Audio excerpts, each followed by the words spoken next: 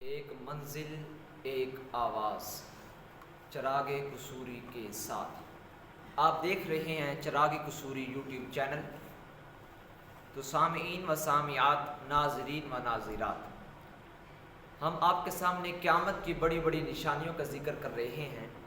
پچھلی ویڈیو میں آپ نے دیکھا قیامت کی بڑی نشانیوں میں سے پہلی نشانی حضرت امام مہدی کا ظہور اس دنیا کے اندر قرب قیامت میں ہوگا۔ اب مدعی، لفظ مدعی کو جو یاد رکھے گا، جس طرح میں نے پیچھے بھی ذکر کیا، تو اسے قیامت کی نشانیاں یاد ہو جائیں گی۔ مدعی کے اندر جو دوسرا لفظ ہے وہ دال ہے، اور اس دال سے مراد دجال آئے گا۔ تو قرب قیامت حضرت امام مہدی کے بعد دجال آئے گا۔ دجال ایک بہت بڑا ظالم بادشاہ ہوگا، اور اس کے فتنوں کے حوالے سے ہر نبی نے اپنی قوم کو ڈرایا۔ تو آپ خود سوچ سکتے ہیں کہ یہ کتنا بڑا ظالم ہوگا۔ ہر نبی نے اپنی اپنی قوم سے کہا، اور اللہ کی بارگاہ میں وہ دعا کرتے رہے، اے لوگو دجال کے فتنوں سے اللہ کی بارگاہ میں پناہ مانگتے رہو۔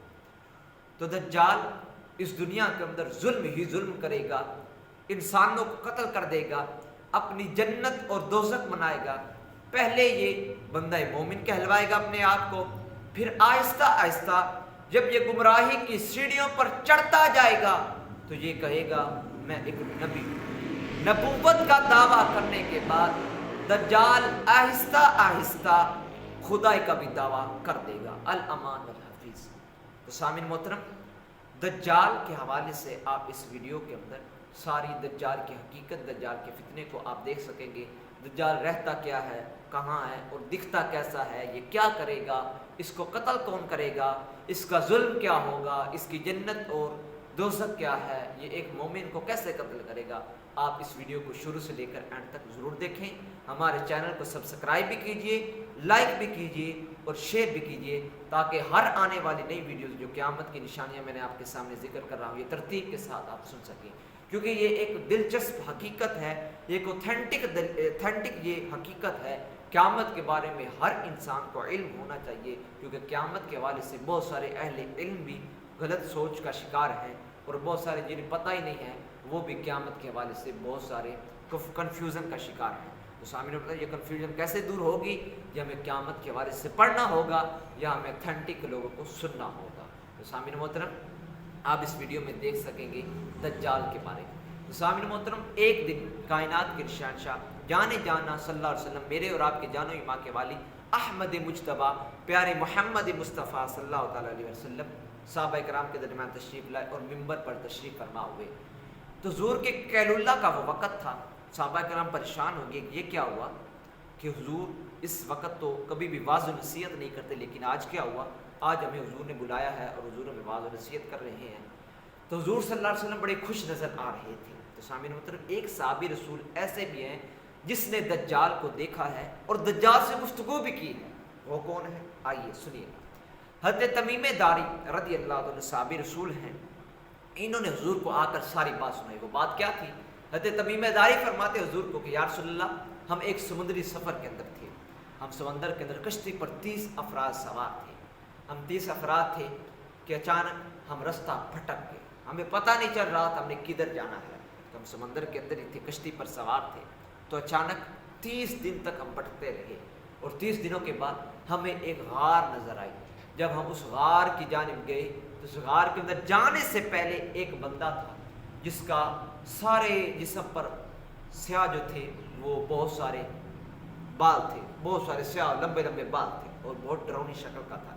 تو ہم نے پوچھا، تمیم داری کہتے ہیں، ہم نے پوچھا اے فلاں شخص، تم کون ہو اور ادھر کیا کر رہے ہو؟ اس نے کہا میں جاسوس ہوں۔ تو صحابہ نے کہا ہم ملک کے شام سے آ رہے ہیں، ہم راستہ بھٹک گئے، ہمیں راستہ بتاؤ۔ اس نے کہا میں تجھے کچھ بھی نہیں بتا سکتا، لیکن اس غار کے اندر ایک بندہ رہتا ہے، تم اس غار کے اندر چلے جاؤ، تجھے وہ ساری حقیقت بتا دے گا۔ تو سامعین محترم، جب وہ صحابہ اس غار کے اندر داخل ہوں گے، حضرت تمیم داری کہتے ہیں زنجیروں کے اندر جکڑے ہوئے ہم ایک ڈراؤنی شکل و صورت کے شخص کو دیکھیں گے۔ وہ بڑی بڑی زنجیروں کے اندر جکڑا ہوگا اور بڑی گرفت کے اندر ہوگا، اپنے آپ کو چھڑانے کی کوشش کر رہا ہوگا۔ تو جب ہم اسے دیکھیں گے تو اسے ہم گفتگو کرنا شروع کر دیں گے۔ تو سامعین محترم، صحابہ کرام کہتے ہیں، حضرت تمیم داری کہتے ہیں ہم نے حضور کو یہ بات ساری ذکر کی۔ حضور کے بارگاہ میں عرض کی یا رسول اللہ، وہ دجال زنجیروں کے اندر جکڑا ہوگا، ہم اسے دیکھ کر پریشان ہوں گے، ہم اس سے پوچھیں گے، ہم اس سے گفتگو شروع کر دیں گے۔ تو اتنے میں دجال کہے گا ملک شام سے کیا تم آئے ہو؟ تو انہوں نے کہا جی ہاں ملک شام سے آئے ہیں۔ وہ کہے گا عرب کی کیا حالت ہے؟ تو کہیں گے عرب تو بہت بڑا ایک ملک بن چکا ہے، اس کے اندر بڑی رونقیں ہیں، بڑی آبادی ہے۔ اتنے میں دجال ایک اور سوال کرے گا، عرب کے اندر ایک بچے کی پیدائش ہونی تھی، اس کا کیا حال ہے؟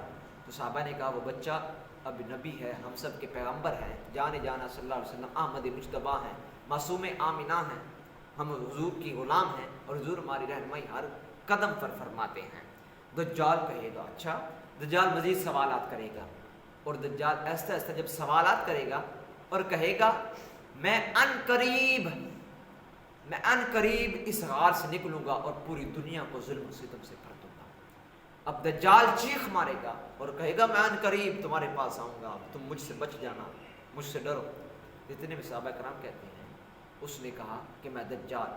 صحابہ کرام کہتے ہیں ہم پھر حیران ہو گئے اس کو دیکھ کر۔ پھر خیر ہمیں ایک راستہ ملا، واپس آئے، حضور کی بارگاہ میں یہ ساری بات کی تو کائنات کے شہنشاہ صلی اللہ علیہ وسلم نے ارشاد فرمایا اے لوگو دجال کے فتنے سے ڈرو، دجال کے فتنہ بہت بڑا سخت ہوگا، بہت بڑا ظالم ہے۔ اور احادیث کے اندر دجال کی ساری حقیقت بیان کی ہے۔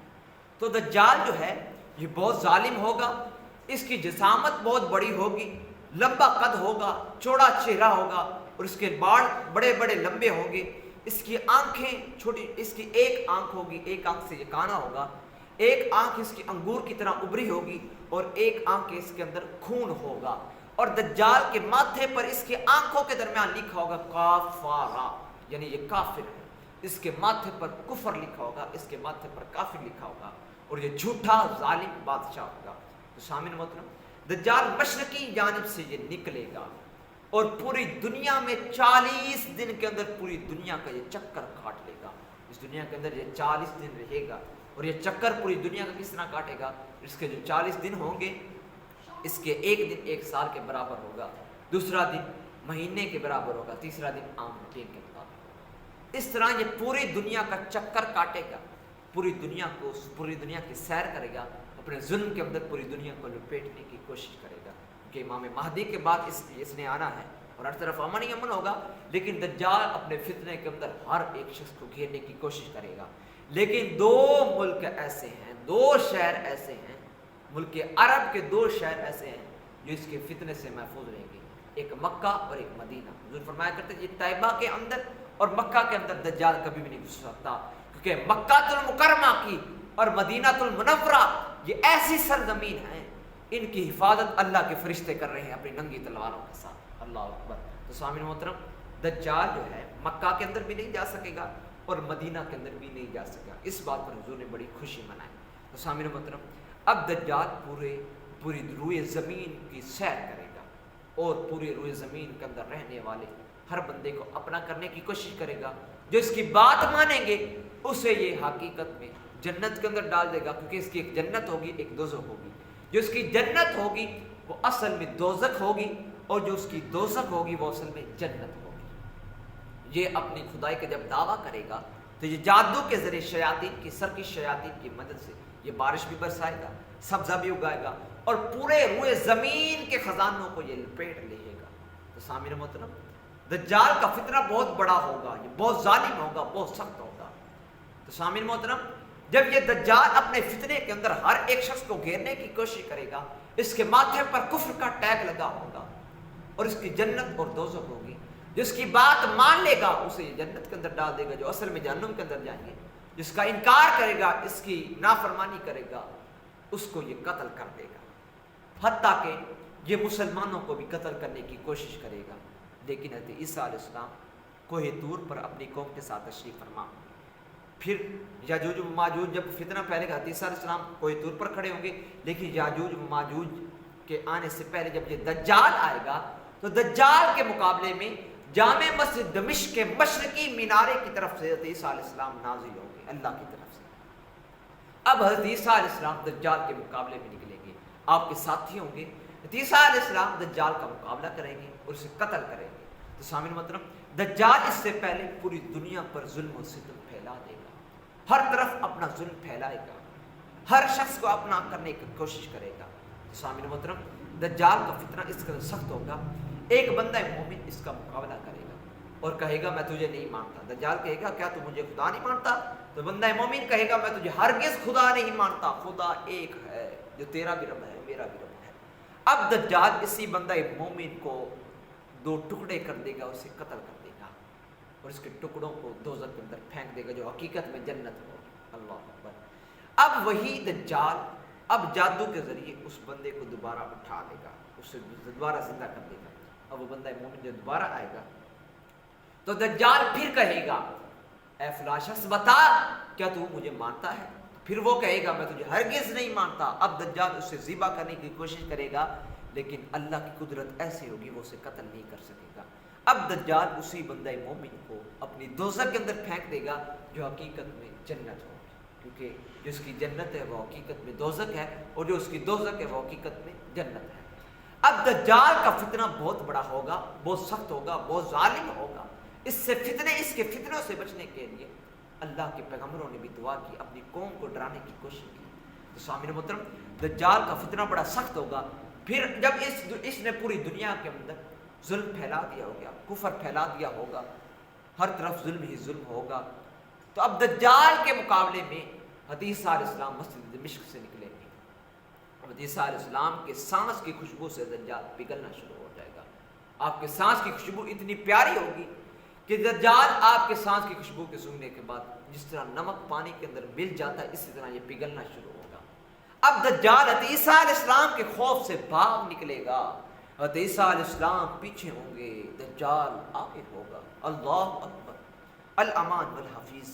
ये फितना कितना सख्त होगा, वो क़यामत की हौलनाकियाँ कितनी बड़ी हौलनाकियाँ हैं, वो क़यामत की निशानियाँ कितनी बड़ी निशानियाँ हैं। तो साहिब उस दिन के आने से पहले पहले अपने आप को बदलने की कोशिश करो साहिब। ये जिंदगी बड़ी मुख्तसर है, क़यामत की छोटी छोटी निशानियां पूरी हो चुकी हैं। मुफ्ती अहमद यार खान नईमी रहमतुल्लाह अलैह फरमाया करते थे कि दज्जाल दो किस्म के हैं, एक बड़ा दज्जाल जो कुर्बे क़यामत आएगा और एक छोटे दज्जाल जो नबूवत के दाई होंगे, जो नबूवत के 30 दज्जाल दावा करेंगे, वो भी दज्जाल खत्म हो जाएंगे।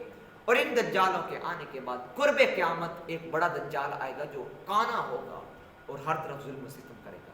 अब ईसा अलैहिस्सलाम अल्लाह के नबी दज्जाल के पीछे होंगे और पीछे भाग रहे होंगे, ये पिघलता जाएगा। इतने में ईसा अलैहिस्सलाम दज्जाल की पीठ में एक नेज़ा मार कर इसे फासले जहन्नुम कर देंगे। अल्लाह अकबर। अब दज्जाल कत्ल हो जाएगा, दज्जाल का फितना ख़त्म हो जाएगा। फिर हज़रत ईसा अलैहिस्सलाम इस दुनिया के अंदर रहेंगे और हज़रत ईसा अलैहिस्सलाम के हवाले से अगले एपिसोड में आप देख सकेंगे हज़रत ईसा अलैहिस्सलाम कब आएंगे और ये क्या क्या काम करेंगे, कहाँ रहते हैं। और दज्जाल उस गार के अंदर रहता होगा, बिल आखिर जब ये इस गार से आज़ाद होगा तो पूरी दुनिया के अंदर जुल्म और सितम को फैला देगा। तो सामिन मोहतरम, अल्लाह रब्बुल इज़्ज़त की बारगाह में मैं ये दुआ करता हूँ कि अल्लाह रब्बुल इज़्ज़त मेरा और आपका हम सब का हामी और नासिर और मददगार हो। अपनी दुआओं में मुझे याद रखिएगा और क़यामत की सारी निशानियों को आपने मुलाहिज़ा करना है। अल्लाह रब्बुल इज़्ज़त अमल की तौफ़ीक़ अता फ़रमाए। व आखिरु दावाना अनिल हम्दुलिल्लाहि रब्बिल आलमीन।